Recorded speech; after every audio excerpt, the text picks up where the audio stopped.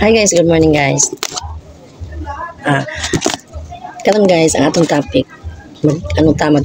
magtuon ta sa Biblia. Kasi dati guys, yung hindi ko pa nakilalang ng buong buo si Ginoong Hesus, kana dili ko mutuon aning Bible kay kana bang ang ako ani atong igunitan sa una kana taong rosaryo. O kadang gabi kana ko kalibutin na mag-usari gani alas 3 sa putong oras. Ako na sa ito balik. So kana ganing pagkaano na pagkatanggap na ako kang Ginoong Hesus, pagkahibaw na ako nga mao ay na siya ra ang bugtong manluluwas nato. Kana ganing wala na lain pa atong sampiton kundi siya lang mao na nga nakamao ko mabasa aning Bible kay ako bitaw katong pagkakuan ako no pagsimba na ako sugod kanang nagduda pa ko kung kaugalingon o nagduda pa ko sa ilang mga ipang istorya ba, so gitagaan ko Bible ingon atong akong amigo na naghatag na kanang Bisaya na siya dai basahan na kay kanang naatanan din ha kung unsa man ang ipangtudlo sa pare, ipangtudlo sa mga pastor kanang para makaingon ka nga tama ang ilang giingon. So kita mismo na tao kanang kita pud mismo na mag-search di ba kung unsa gyud unsa ang ato ang papel diri sa kalibutan bilang tao, kung unsa ang ato ang kanang pagilang ato sa Ginoo ba naa din ni mabasa ang tanan. So mao na nagsugod kog basa aning Bible pagka maadik man di tagbasa kung sige tagbasa pag angayan ka isya ba angayan siya basahon kay tungod makaingon kita kanang labi na diri sa katong bahan inuwi naa sa diri binhagig ko na nito ba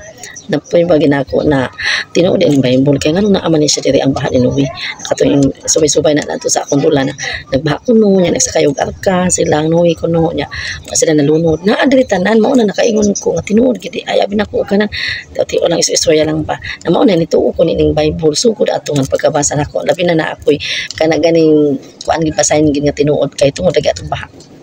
mo na nagsugod na ko anig basa. So karon kay akong ibahagi sa inyo ang ako ang nabasa din hiba. So bisan ako wala po na ako ni nasa tanan pero ato ni siya sugdon sa Mateo nga tinawag sa New Testament kay kanang anam-anamon lang nato ba kay sa kadugayan mahuman gid nato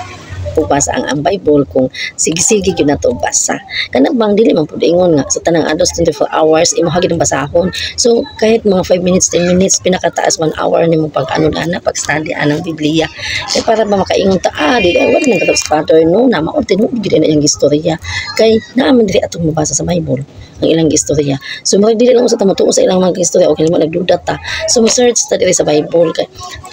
ang ato ang good guys no ang ato nadakan kanang sa kana nga dili man ingon na niratas katoliko ha kay katoliko gi pure kana gani sa katoliko good guys kanang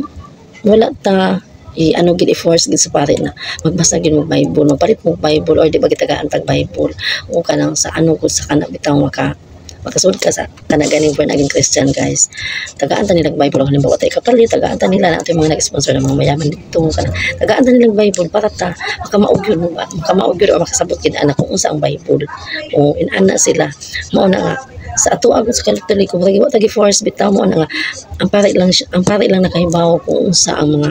kanang obligasyon nato bilang tao or kung saan kanang kuan gid istorya sa Ginoo ni Ginoong Hesus kay wala siya man lang na Bible kita wala tay Bible so sige lang tagpaminaw sa iya ha. So kung unsa yang istorya mutuo lang kita uban sa mutuo pero para ma-sure gid nimo ba may Bible ka magbasa ka mag-search ka kung tinuod ba. So karon kung wala man ka may Bible ikapalit wala may kapalit sa Bible ako na lang magbasa atong punaan ni gikan sa katulang gusto ha kanang ato ning basahon gikan sa Mateo hangtod ngadto sa payag. So na ano na taas na ni atong video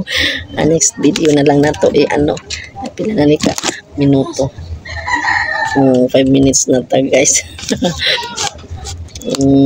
basa na ta sa ano siyang Mateo guys ano ni siya diri mao ni siya ang kanang kaliwat ba na bago na natawo si Jose nakatong asawa ni Maria bana ni Maria kaliwat ni gikan sa kang Abraham gikan sa kang Abraham may 14 ka kaliwat pa unya hangtod na abot si David nya ato kang David na naana po 14 na po daghan kani mga pangan mga list mga pangan basta daghan guys nila nako basahon kay sus titingali ni makaigo dis sa kaoras sa ato ang video kanang may 14 na po siya kanang kaliwat ba kaliliwat hangtod na abot nga kanang gikuan ang kanang nakuan bitaw sila sa ang mga Israelita gikuan dito sa Babylonia ano ba yun kasakitan sila dito ba unya hangtod na naano si Jose nataw na si Jose unya sa pag mao ni siya ang kaagi ni kanang